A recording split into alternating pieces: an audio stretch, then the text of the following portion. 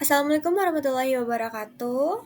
Kami dari kelompok 6RC akan mempresentasikan dan menjelaskan hasil dari praktikum kami pada modul 9 yaitu Resampling Method Jackknife. Sebelumnya perkenalkan kami dari anggota kelompok 6. Yang pertama ada Elok Viola dengan NIM 122450051, ada Hoirul Anam dengan NIM 122450039, ada Randy Alexander dengan NIM 122450057, dan yang terakhir ada Eka Vidya Putri dengan NIM 122450045. Resampling Method Jackknife. Teknik resampling adalah teknik yang melakukan pengambilan subsampel boleh data berulang dari sampel kemudian dihitung setiap statistik deskriptifnya. Pengambilan sampel berulang kali akan mendapatkan distribusi dari nilai statistik deskriptif. Distribusi ini dapat memberikan besar empirik atau akurasi mengenai beberapa tes statistik. Metode Jackknife. Metode Jackknife adalah metode resampling dengan menghapus satu data sampel. Kemudian dari sampel yang sudah dihapus satu data, dihitung mean dan mediannya. Jika sampel memiliki n data, artinya akan terdapat distribusi mean atau median sebanyak n data. Hasil dari melakukan penghapusan mean atau median dari sampel yang sudah dihapus satu data sebanyak n kali. Berikutnya adalah keunggulan teknik resampling. Ada beberapa keunggulan teknik resampling, yaitu lebih sedikit asumsi, di mana metode resampling tidak mengharuskan distribusi normal dan ukuran sampel yang besar. 2. Akurasi yang lebih besar atau akurat. Metode bootstrap pada praktiknya menghasilkan hasil yang lebih akurat. Dan yang terakhir adalah bersifat umum. Metode resampling sangat mirip untuk berbagai statistik dan tidak memerlukan formula baru untuk setiap statistiknya. Baik, sebelum itu perkenalkan, saya Eka Vidya Putri dengan NIM 122450045.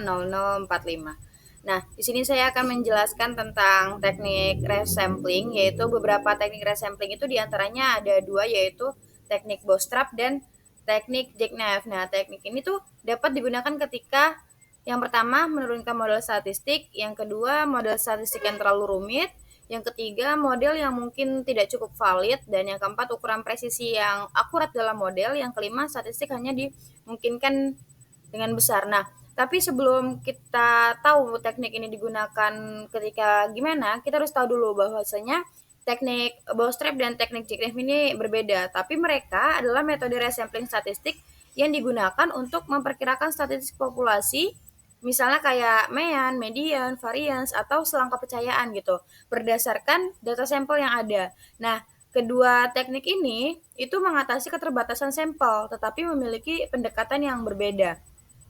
Nah, untuk teknik bootstrap sendiri, teknik bootstrap itu melibatkan pengambilan sampel berulang-ulang dengan pengambilan data dari pengambilan dari data sampel yang asli gitu. Dari setiap sampel ulang, statistik dihitung untuk membentuk distribusi empirik statistik tersebut. Nah, biasanya kalau untuk teknik bootstrap sendiri ini menggunakan banyak sampel ulang yang memperkirakan parameter populasi. Nah, dapat juga digunakan untuk berbagai jenis statistik tanpa asumsi distribusi tertentu. Nah, untuk teknik bootstrap sendiri ini itu cocok banget untuk ukuran sampel yang kecil sampai besar gitu. Untuk keunggulan teknik bootstrap ini biasanya akurasinya tinggi dalam memperkirakan statistik. Terus dapat digunakan juga untuk membangun selang kepercayaan tanpa rumus kompleks gitu. Terus untuk teknik jackknife sendiri, teknik ini nih melibatkan penghapusan satu observasi dari data sampel asli secara bergantian gitu. Lalu menghitung statistik pada setiap subset yang dihasilkan. Nah, hasil itu tuh digunakan untuk memperkirakan bias atau variansinya. Nah, biasanya kalau teknik JFF ini karakteristiknya itu setiap subset dibuat dengan menghilangkan satu data dari sampel yang ada. Terus digunakan juga untuk menghitung statistik atau estimasi bias atau variansinya. Terus keunggulan dari teknik JFF sendiri itu biasanya teknik jackknife itu nggak memerlukan sampel ulang secara besar-besaran atau cukup sebanyak jumlah data yang ada aja. Terus yang kedua juga mudah diterapkan dan efektif untuk data yang kecil. Nah, biasanya teknik jackknife ini digunain untuk mengestimasi bias dan variance means yang digunakan dengan cara menghitung mean dari setiap subset yang dihasilkan. Nah, untuk teknik bootstrap dan teknik jackknife ini dalam metode resamplingnya biasanya bootstrap itu pengambilan sampel dengan pengembalian, sedangkan jackknife ini menghapus satu observasi per iterasi. Mungkin untuk jumlah iterasi dari bootstrap sendiri bergantung pada jumlah sampel ulang yang bisa dibilang sampai ribuan. Sedangkan jackknife ini biasanya sama dengan jumlah data aslinya. Misalnya data aslinya 100, maka jumlah iterasi yang dilakukan oleh jackknife juga 100. Terus kalau untuk tujuan utama dari bootstrap sendiri itu membangun distribusi statistik secara empirik. Sedangkan kalau untuk jackknife itu mengestimasi bias dan varian statistik. Oke, pada slide ini ada teknik resampling jackknife di mana kita akan mengenerate data dengan fungsi rnorm yaitu menghasilkan data acak yang berdistribusi normal. Nah, di sini ada kode R-nya yaitu rnorm 20 mea 60 sampai dengan 2,5. Nah, di situ menjelaskan bagian dari teknik resampling jackknife dengan yang fokus dengan proses generate data menggunakan fungsi R6 dalam bahasa pemrograman R gitu. Nah, R6 sendiri ini adalah fungsi yang digunakan untuk menghasilkan angka-angka acak yang mengikuti distribusi normal atau Gaussian. Nah, untuk N sendiri di situ atau ya N sendiri di situ adalah jumlah angka acak yang ingin dihasilkan. Nah, di sini ada jumlah angka acak yang kita hasilkan itu 20 dan mean itu nilai rata-rata distribusi normal. Nah, nilai rata-rata distribusi normal dari situ adalah 60 dan SD adalah standar deviasi standar atau standar deviasi di mana standar deviasi yang kita gunakan distribusi normal yaitu 2,5. Nah, dalam contoh ini R6 20 MEA 60 dan standar deviasinya 2,5 itu akan menghasilkan 20 angka acak yang berdistribusi normal dengan rata-ratanya 60 dan standar deviasinya 2,5. Nah, data ini kemudian dapat digunakan sebagai basis untuk proses resampling atau analisis statistik lainnya. Nah, meskipun fungsi R-norm ini digunakan untuk menghasilkan data, dalam konteks resampling jackknife ini, data ini bisa digunakan untuk menghitung statistik tertentu, misalnya mean atau median. Nah, dengan cara menghapus satu data secara bergantian dan mengestimasi statistik dari setiap subset yang dihasilkan, maka kita dapat menekankan bagaimana data acak yang dihasilkan dapat digunakan untuk mendukung simulasi atau analisis statistik berbasis metode jackknife gitu. Mungkin itu saja yang dapat saya sampaikan. Untuk slide selanjutnya akan dijelaskan oleh rekan saya. Oke, selanjutnya dilanjutkan oleh saya. Perkenalkan, nama saya Randy Alexander Hutagalung dengan NIM 57. Nah, kita melanjutkan teknik resampling jackknife dengan sampling data. Nah, apa sih sampling data itu? Sampling data adalah teknik penting dalam analisis data untuk memperoleh subset dari data atau populasi untuk analisis lebih lanjut. Nah, beberapa teknik sampling data yang bisa kita gunakan, diantaranya ada sampling acak, random sampling berstrata atau sampling bertingkat, itu dan sampling cluster, sampling sistematis, sampling bertahap, sampling tidak acak, dan sampling snowball. Nah, di sini kita mensimulasikan dengan sampling data tersebut. Nah, yang pertama kita membuat vektor datanya. Vektor data dengan membuat variabel data 1 sampai 10. Nah, pada baris ini kita membuat sebuah vektor data yang berisi angka 1 hingga 10 yang akan menjadi populasi di mana kita akan mengambil sampelnya. Nah, sekarang kita membuat sampling acak tanpa pengulangan. Nah, kita membuat set sheet 1, 2, 3. Nah, apa sih set sheet 1, 2, 3 ini? Fungsinya untuk mengatur benih atau seed generator acaknya. Dengan mengatur seed, kita memastikan bahwa hasil sampling yang dihasilkan konsisten setiap kali kode pengulangan. Nah, kenapa? Karena setiap kita panggil nanti akan hasilnya sama atau tetap gitu kan. Selanjutnya kita membuat variabel sampel data. Nah, sampel data dengan isi sampel data size 5. Apa sih sampel data size 5 ini? fungsi sampel yang kita gunakan untuk mengambil sampel dari vektor data. Nah, parameter yang kita gunakan itu size 5. Nah, size 5 itu menunjukkan bahwa kita mengambil 5 elemen dari data yang kita buat di atas. Nah, karena tidak ada parameter replace yang ditentukan secara default, pengambilan secara dilakukan pengulangan, artinya elemen yang sudah diambil tidak dapat diambil lagi. Nah, selanjutnya kita print sampel data. Nah, print sampel data itu kita menampilkan sampel data yang kita ambil. Nah, selanjutnya sampling acak dengan pengulangan. Sampling acak dengan pengulangan. Nah, kita membuat variabel baru yaitu sampel data replacement. Nah, sampel data replacement itu isinya sampel data size 5 replace true. Nah, kenapa kita berbeda dengan yang di atas? Karena yang di atas itu tanpa pengulangan. Jadi kayak karena tidak ada replace, makanya dia tanpa pengulangan. Nah, sekarang kita ada replace. Nah, makanya kita mengambil sampel data size-nya 5, mengambil 5 juga. Nah, tapi kita bisa melakukan pengulangan tersebut. Nah, selanjutnya kita melakukan tampilan atau menampilkan sampel data replacement yang kita buat.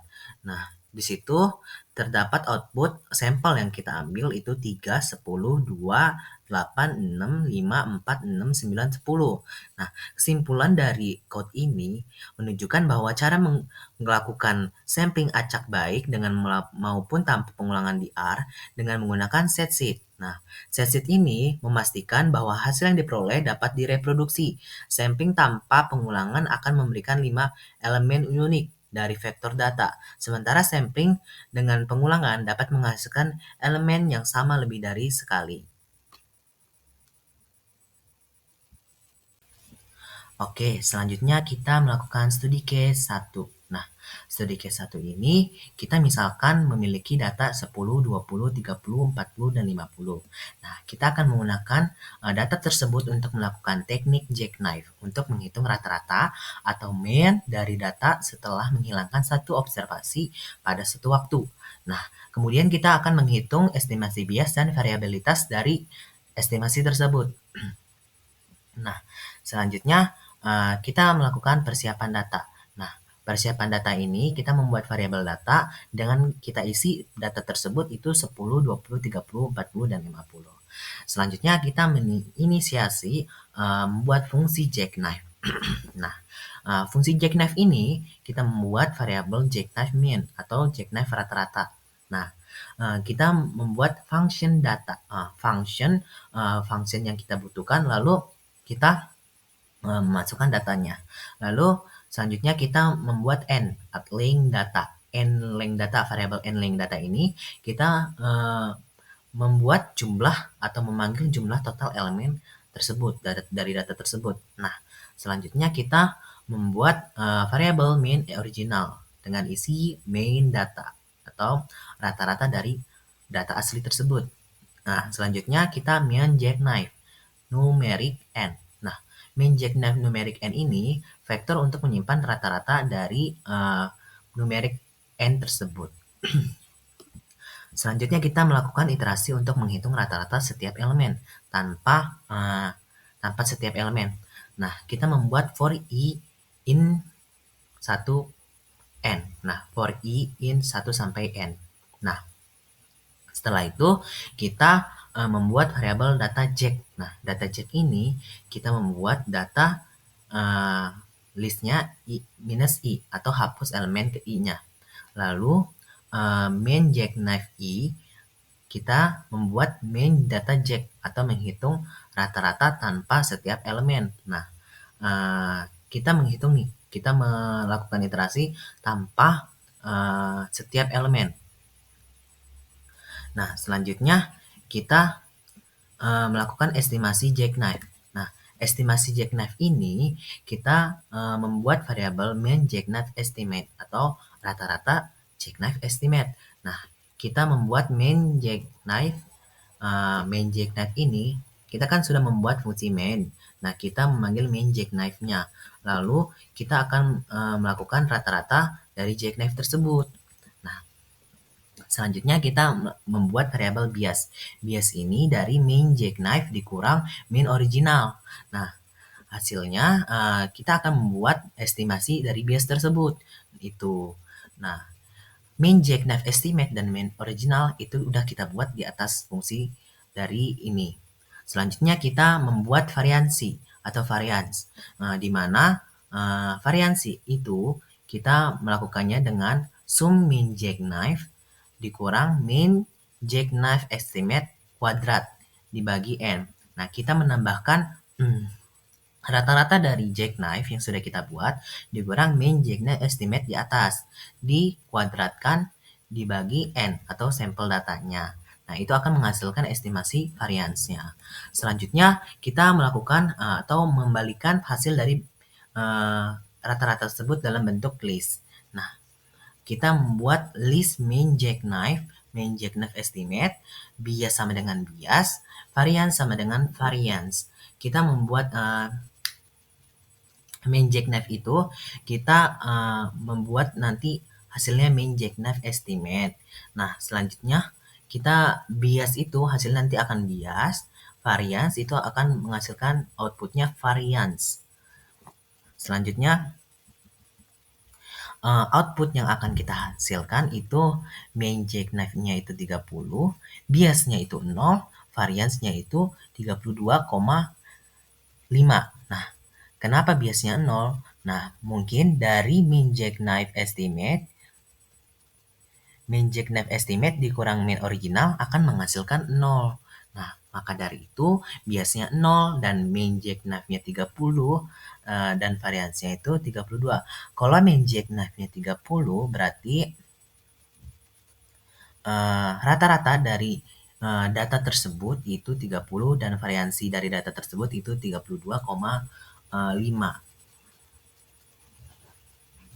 Nah, kesimpulan yang akan kita ambil itu di mana fungsi jackknife main ini menghitung rata-rata dari setiap data yang kita membuat tanpa setiap elemen.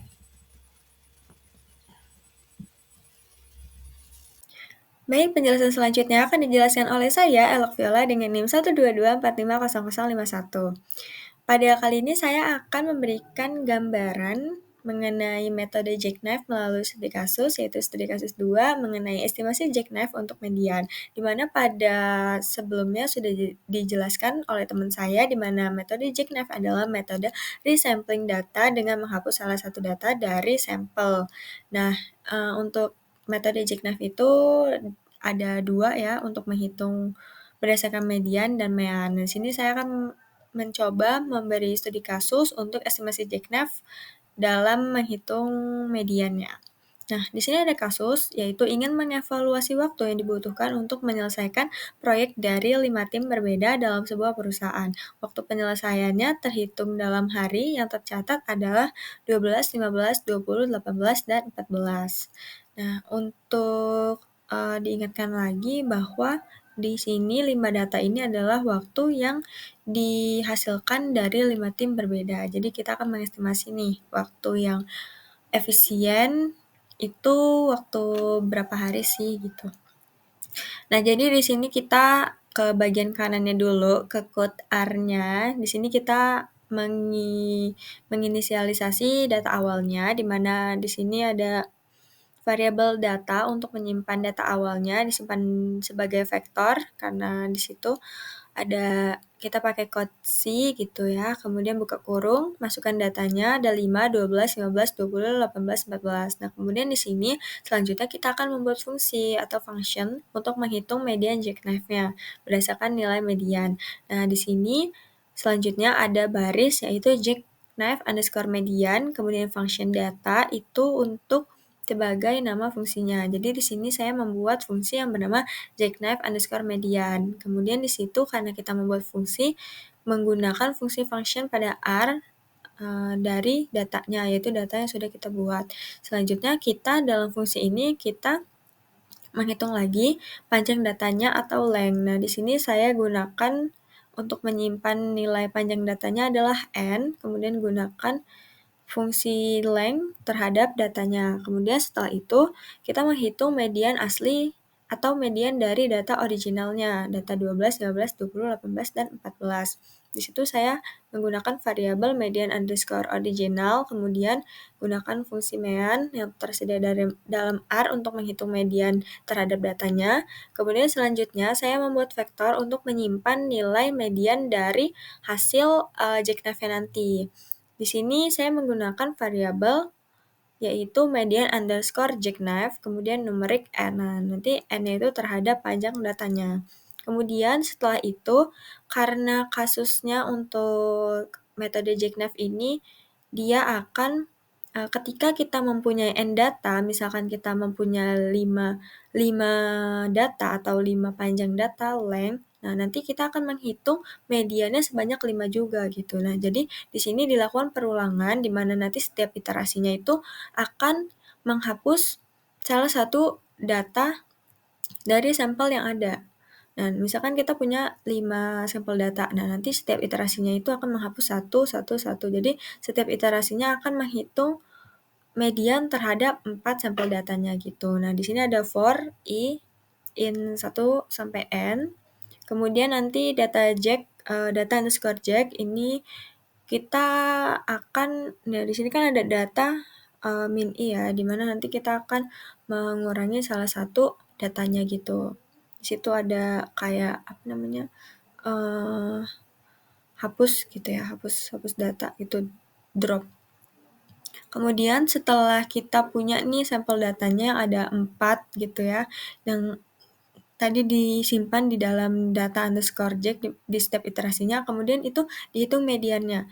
Misal nih kita yang pertama adalah kita menghapus data 12 gitu. Artinya yang tersisa adalah 15, 20, 18, dan 14. Nah, dari data itu dihitung nilai mediannya berapa. Nah, kalau misalkan dari yang sudah saya perhitungkan itu menghasilkan nilai 16,5 seperti itu.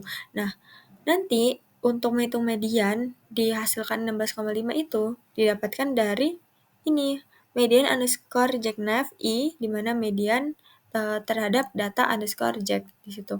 Nah, di situ akan menghasilkan nilai median-median baru. Nah, kemudian nanti nilai median-median baru itu yang ada 5 nanti akan diestimasi menggunakan jackknife.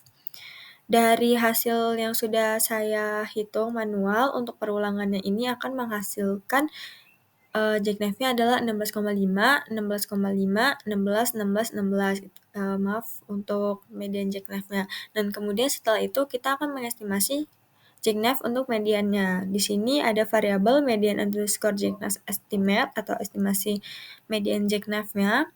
Itu kita akan menghitung median dari hasil jackknife kita tadi, yaitu 16,5, 16,5, 16, 16, 16. Nah, itu kita ya hitung mediannya. Nah, kalau misalkan datanya seperti itu, kita udah tahu dong mediannya itu adalah 16. Karena kita ketika diurutkan adalah 16, 16, 16, 16,5, 16,5, di mana nilai median atau nilai tengahnya itu adalah 16. Nah, kemudian setelah itu, setelah kita sudah tahu median jackknife-nya, kita hitung bias, di mana bias ini adalah selisih antara nilai estimasi median jackknife dikurangi median dari data originalnya. Tadi median dari data original kita adalah 15. Nah, dari jackknife-nya itu adalah 16. Nah, jadi 16 dikurang 15 adalah 1. Jadi base kita adalah 1. Untuk variansinya ini adalah rata-rata kuadrat selisih antara setiap nilai median jackknife dengan estimasi median jackknife-nya itu. Nah, ketika dihitung nilai variansinya ini adalah 1. Kemudian setelah itu, setelah kita udah menghitung ketiga objek ini, kita menggunakan list untuk mengumpulkan dan mengembalikan serta menempelkan hasil yang relevan secara terstruktur dan mudah diakses. Jadi dengan list ini nanti akan dihasilkan hasil yang lebih terkumpul seperti itu. Jadi lebih lengkap istilahnya gitu. Nah, di mana nanti median jackknife itu dihasilkan dari median underscore jackknife underscore estimate tadi, yaitu hasilnya adalah 16. Kemudian biasnya adalah bias, hasilnya 1, variansinya adalah varians, hasilnya 1. Nah, setelah itu kita harus menutup fungsinya. Nah, udah di luar itu kita akan menampilkan hasil dari estimasi jeknef-nya, yaitu result underscore median itu sebagai variabel aja. Nah, kemudian nanti kita gunakan lagi fungsi yang sudah kita buat tadi, jeknef underscore median, kemudian kita masukkan datanya di situ data. Kemudian setelah itu kita panggil lagi result underscore mediannya dan menghasilkan output yang ada di sebelah kiri code-nya, yaitu median jeknef adalah 16, biasa 1, dan variansinya adalah 1. Nah, hasil ini sama seperti yang sudah saya jelaskan secara manual tadi, di mana di sini untuk median jeknefnya itu adalah 16 dari hasil median yang menggunakan metode jeknef. Kemudian biasa adalah 1, ini menandakan bias positif, artinya memang ada selisih 1 antara nilai estimasi dengan data originalnya. Karena tadi, nah dimana kalau misalkan selisih 1 itu artinya nilai estimasi jeknefnya itu lebih besar 1 daripada nilai jeknef originalnya. Dan ini benar bahwa nilai estimasi jeknef kita adalah 16, sedangkan untuk originalnya adalah 15. Kemudian variansinya adalah 1, dan ini variansinya ini tergolong relatif kecil ya, menunjukkan bahwa ada sedikit variasi antara nilai-nilai median jeknef, yang berarti estimasi jeknefnya itu cukup stabil. Nah, dari code ini dapat disimpulkan bahwa untuk terhadap kasus kita dapat disimpulkan bahwa meskipun estimasi median jeknefnya sedikit lebih tinggi daripada median asli atau bias positif, teknik ini atau metode ini memberikan gambaran yang stabil dan cukup dapat diandalkan untuk mengestimasi waktu penyelesaian proyek dengan variansi yang rendah. Nah, kemudian juga bias yang dihasilkan tergolong relatif kecil dan tidak signifikan dalam konteks evaluasi waktu proyek. Sehingga untuk teknik ini cukup bisa dapat diandalkan untuk mengevaluasi waktu yang dibutuhkan untuk menyelesaikan proyek dari 5 tim yang berbeda. Dari modul praktikum resampling method jeknef yang sudah kami cobakan dan sudah kami jelaskan, dapat disimpulkan bahwa yang pertama, jeknef memiliki keunggulan dalam mengurangi asumsi statistik, di mana metode resampling seperti jeknef tidak memerlukan asumsi distribusi normal atau ukuran sampel yang besar. Hal ini menjadikan jeknef sebagai alat yang fleksibel untuk berbagai konteks statistik. Kemudian yang kedua, penerapan yang praktis untuk variabel variasi, di mana metode jeknef dapat mengevaluasi variabilitas data dengan akurat, seperti yang terlihat dalam contoh modul yang sudah kami jelaskan, di mana hasil variabilitas dihitung untuk rata-ratanya 30 dan mediannya adalah 16. Nah, contoh ini menegaskan bahwa metode jeknef adalah alat praktis untuk memahami variabilitas statistik yang penting dalam analisis data. Kemudian yang ketiga, jeknef mempermudah identifikasi bias statistik, di mana metode jeknef efektif untuk mengidentifikasi dan memperkirakan bias dalam statistik yang dihitung dari sampel. Nah, dalam modul ini, hal ini dicontohkan dengan perhitungan bias rata-rata atau mean dan median dari data setelah menerapkan teknik jeknef. Nah, hasilnya menunjukkan bias dihitung dengan membandingkan estimasi jeknef dengan nilai statistik hasil dan memberikan wawasan tentang sejauh mana hasil sampel dapat menyimpang dari populasi. Demikian hasil presentasi dan penjelasan dari kelompok kami mengenai modul Resampling Method Jeknef.